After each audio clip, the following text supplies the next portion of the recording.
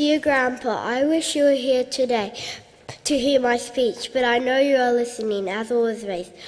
Thank you, Grandpa, for always recording the High Five and Wiggles TV shows on DVD for me, especially when I went overseas.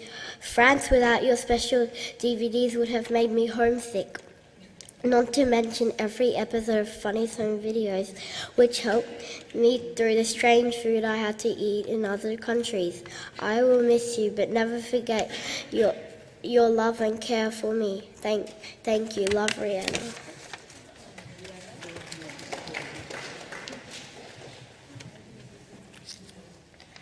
When I was sick, Grandpa looked after me. I like coming to Grandpa's house because he had an iPad, and I love him. I will miss you, Grandpa.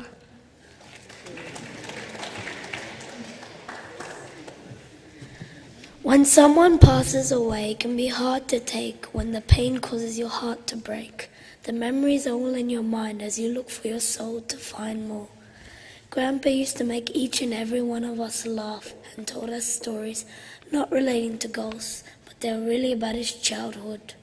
He used to call this beast Cornhair, which really means Tuesday in Hindi, but it sure scared us. He was just too funny. I will miss his funny stories. I love you, Grandpa. Ethan. I've only seen Grandpa for 11 short years of my life. Out of those, half of them I was young and probably didn't even know his name. I would have loved to get to know you better because he was a great grandpa. I will miss you, Grandpa. Lara. I'll always remember my grandpa for the little things, like the unusual grunts he made when sitting down. Ah, there, Barbara. I have too many fond memories of Grandpa, like how he used to take me to McDonald's to buy me Happy Meals. I love how caring, generous, and patient he has always been with all of us grandchildren. I'll never forget his glossy white hair, and I'll always miss his cheekily toothless grin.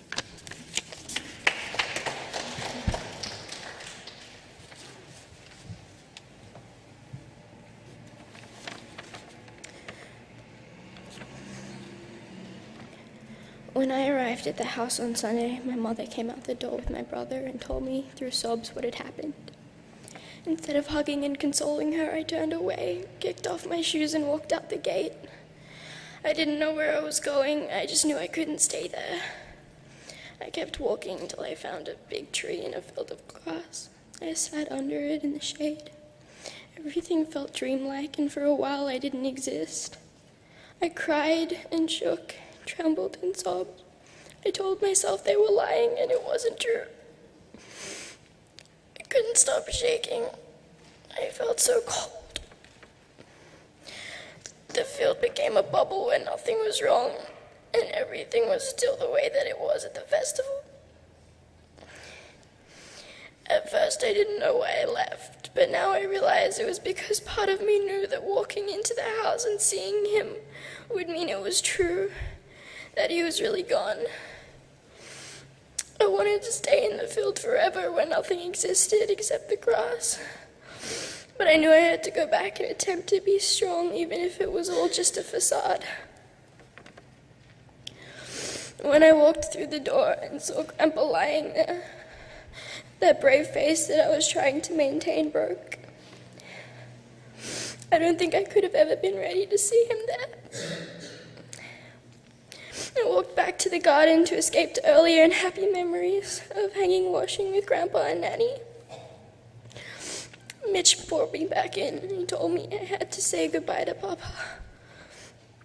I sat in the hallway a while before I could bring myself to touch him. And then I cried into his shoulder and begged him to wake up. And then, as you all know, I became very quiet. I didn't want to talk to anyone because I knew it would destroy my dream of him being okay and just asleep. I'm sorry if I hurt any of you by doing so. Buddha was and always will be an amazing man, full of laughter and love. I remember he used to always send Serena and I jokes and riddles, and he'd pay us $1 if we got them right.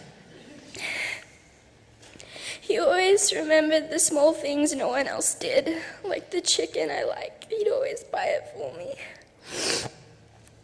He was always there when I had to be homesick, and he always checked on me and tried to get me to eat, especially bananas.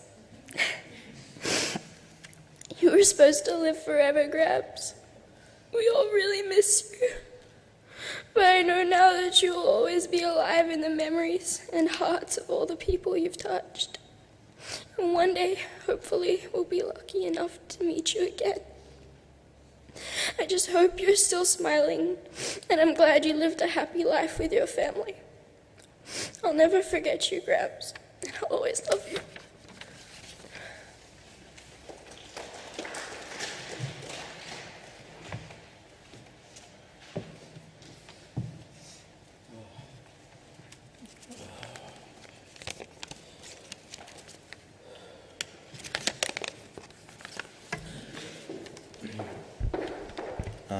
I'd like to thank all of you for coming out today.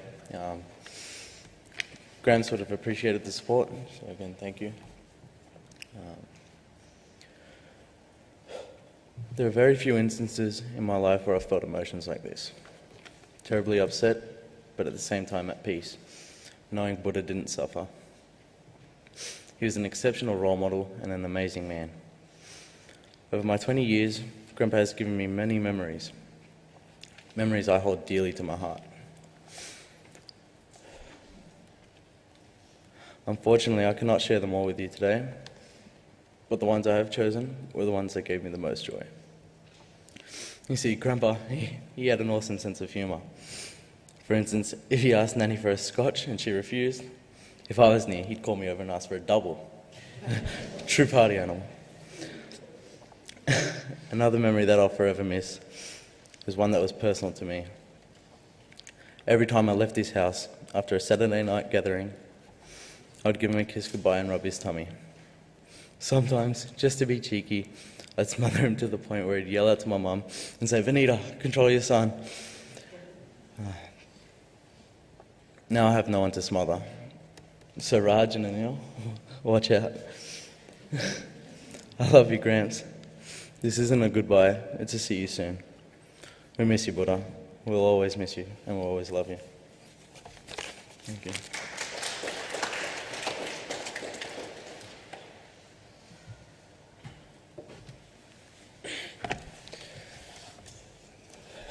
A shadow exists only given the absence of light. Most Saturdays, the whole extended family would meet up at Nanny and Grandpa's house in Doonside to chat and catch up. Grandpa's cooking was always a star attraction. He would sit presidentially in his armchair, frequently asking everyone if his sweet chicken curry was okay. Sometimes he would just smile, his face glowing like the moon, and you could tell he turned off his hearing aid for a break from our rambunctious conversation. The day before Grandpa died, he went to the Woodcroft Festival with the whole family again. I like to imagine he spent the entire day wearing that joyful smile. I'm glad that Grandpa got to spend his last day surrounded by loved ones as we continue our lives on in the shadow of the moon. To me, no one will ever cook sweet chicken curry quite as succulent, and no one will ever sit in that armchair again.